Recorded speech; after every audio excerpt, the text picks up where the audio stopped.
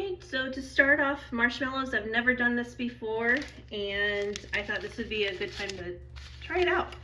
So I have 3 packets of unflavored gelatin.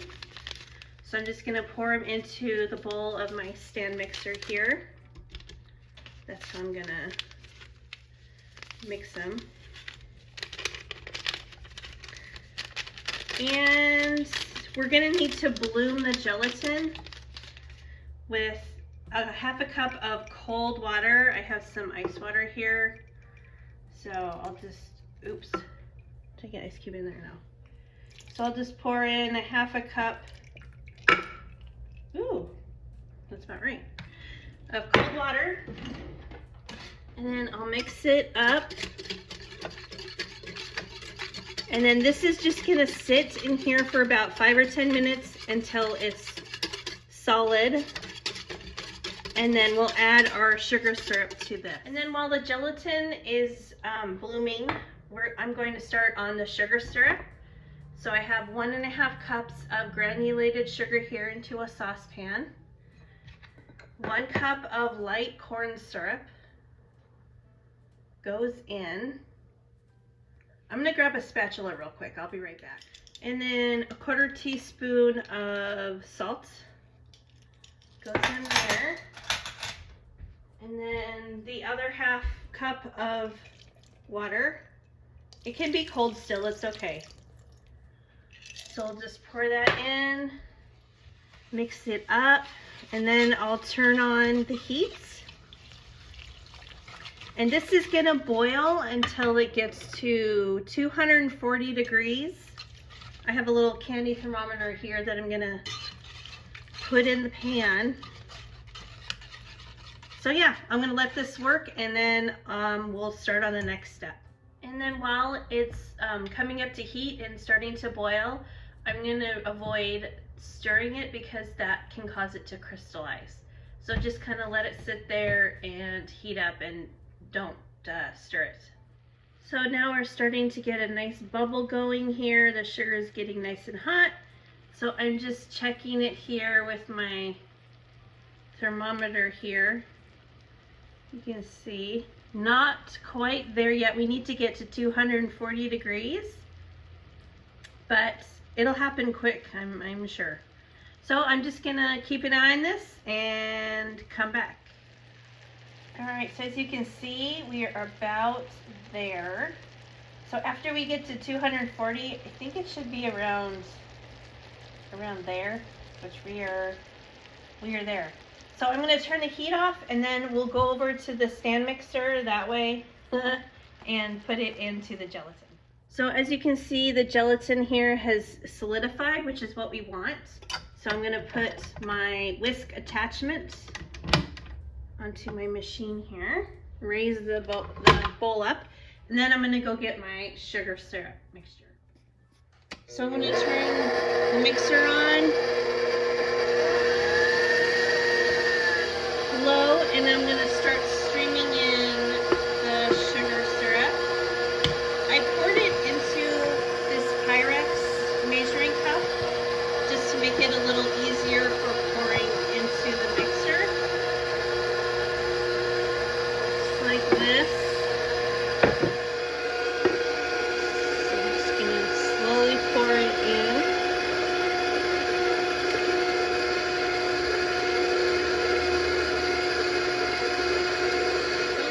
Mixer off too high because you don't want to splash hot corn sugar syrup all over you. That would hurt. So now that I have it all in, I'm going to begin to increase the speed a little bit. And then this is going to whip for about 12 or 15 minutes in here, just so until it's light and fluffy. Okay, then I'm sorry it's so loud, but while the marshmallows are mixing, I'm going to generously coat this 9x13 baking dish. We're not baking, you know, this is what we're going to transfer our marshmallows to so they can set. So just generously coat the parchment paper with powdered sugar, because it's going to be very sticky, and this will keep it from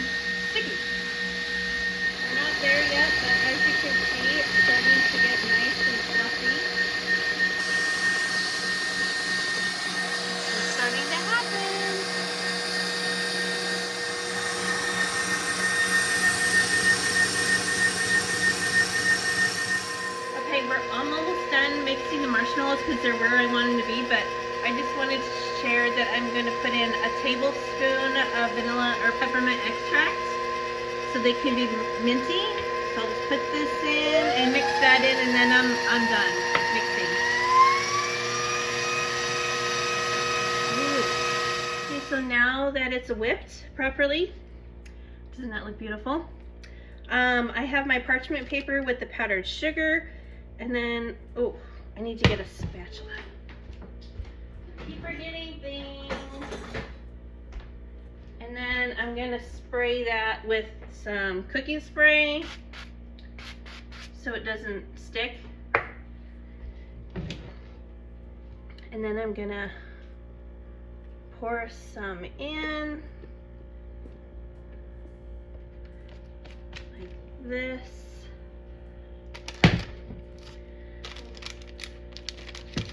Spread it out. It's really thick, or I mean sticky, so you'll want to make sure and have enough powdered sugar and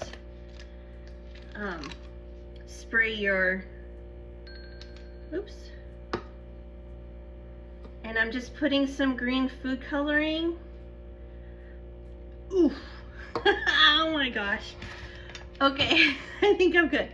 So I'm just going to take a knife here and just spread it out. Hey, that could, maybe this will make a cool design after all. A little whoopsie with an extra amount right there in the corner. Didn't mean to do that. But I'm just gonna spread it out. That corner will be extra green, that's okay. I'm trying to work fast because this sets fast, is what people say. So we'll just go with that for now, and then I'll put the rest of it on top. Like that, and then you're supposed to put a lot more powdered sugar on the top so that it can set and dry. Leave it uncovered, let it set like overnight. Like I probably won't try and cut this until tomorrow, but then we'll see how it looks. I want to leave it marbled, so I'm just trying to smooth it out a little bit here on the top because I don't want it to turn totally green.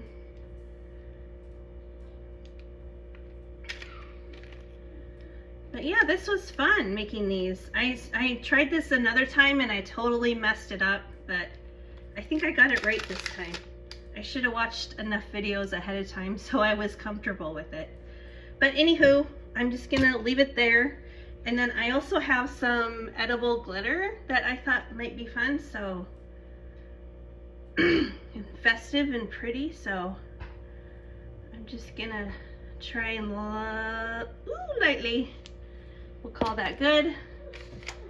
And then we're gonna put some more powdered sugar on top. Just like that. This was fun, and I'll check back with you when I am ready to cut these. Like I said, I'll probably do that tomorrow or maybe later tonight. It's almost 2 o'clock in the afternoon right now, so I don't know. We'll see how they are tonight. But anyway, I shall return. This is the next day. We're cutting the marshmallows, and I did add too much peppermint extract. I went with a whole tablespoon, and I should have done maybe a half a tablespoon, and it would have turned out better. But these turned out really great for Christmas, and I recommend trying it.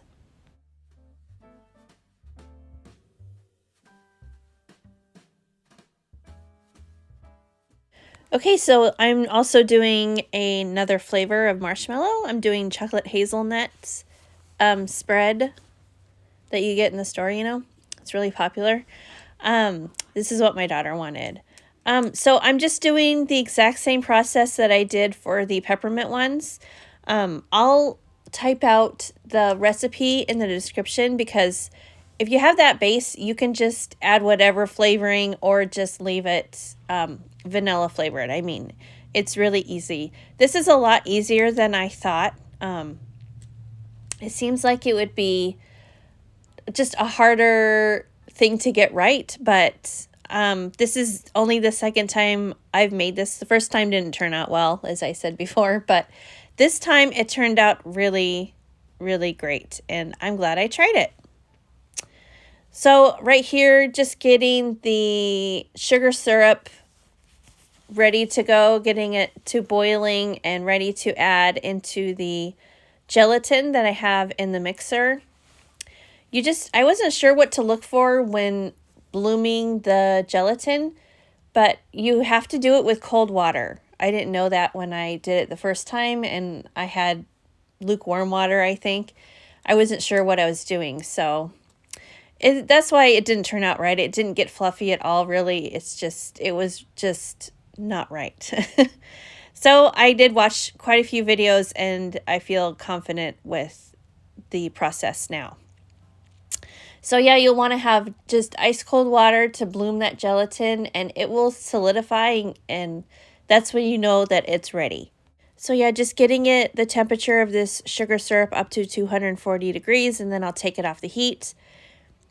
And a good tip that I saw in a video was to pour the hot sugar syrup into a heat-proof measuring cup. It makes it a lot easier to pour it into the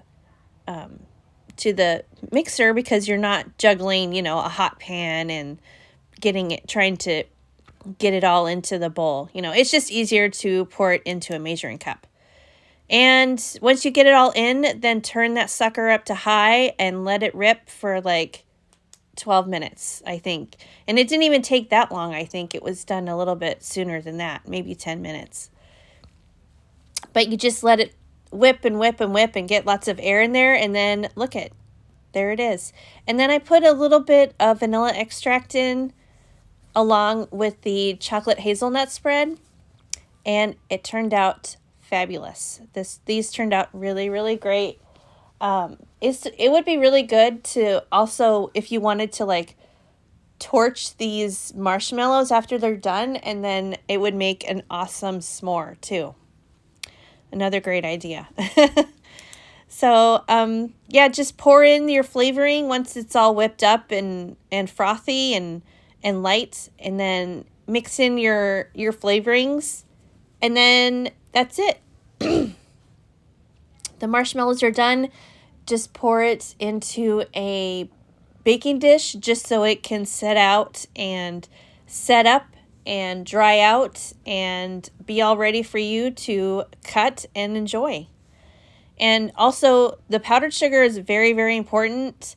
You could also put nonstick spray, I guess, too, along with the powdered sugar, but I don't think you need to do that. You just put a generous amount of powdered sugar on that parchment paper, and it'll come off really nicely. And you want to also do the top too. Put a generous amount on the top. So, excuse my arm. Oh, I wanted to also mention in the previous tutorial with the peppermint marshmallows, you can hear a really loud buzzing, and that's my fridge. I'm really sorry you could hear it. It's an old fridge, and a seal is broken or torn or worn out or whatever. But it's just really loud, and I'm sorry you could hear that. I know it's distracting, but I'm sorry. I can't really help that, unfortunately. But yeah, I just let these set out uncovered on the counter overnight, and they were perfect the next day, all nice and set up, and just what you're looking for.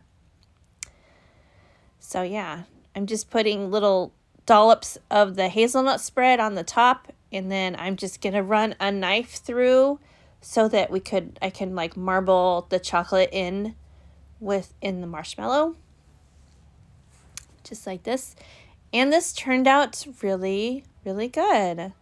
I'm so glad I tried it. It's way easier than you think, and it doesn't take that much time or ingredients, and it's just kind of a special thing to do during the holidays or wintertime when you're having more hot drinks and you want something special on top of your hot chocolate, and this is perfect.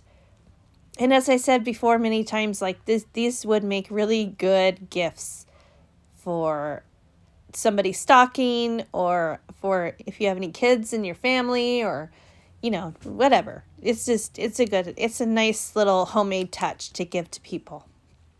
And people really appreciate the extra effort and time that you put into gifts for them.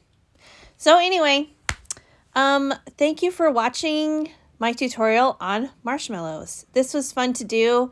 I learned a little bit, and it was really easy, and it turned out great, and I'm glad I know how to do this now. So I hope you try this recipe out and add your own flavorings. Have you ever made a marshmallow before? Comment below. Let me know. What flavors would you flavor yours with? I did the peppermint and the chocolate, and they both turned out really well. The textures were really good, and I'm really glad I did this. So yeah. So I wanted to add another tip for when you're cutting your marshmallow. So if you're using a pizza cutter like we are, or you're using a knife, you can dip whatever you're using in powdered sugar or cornstarch, and that'll keep it from sticking too much to your marshmallow, because these are really sticky. But it's good. Really good, right? Yeah. That's really good. You can really taste the chocolate hazelnut spread, and it's good. It's totally worth it. Really good idea for like gifts on Christmas, stocking stuffers.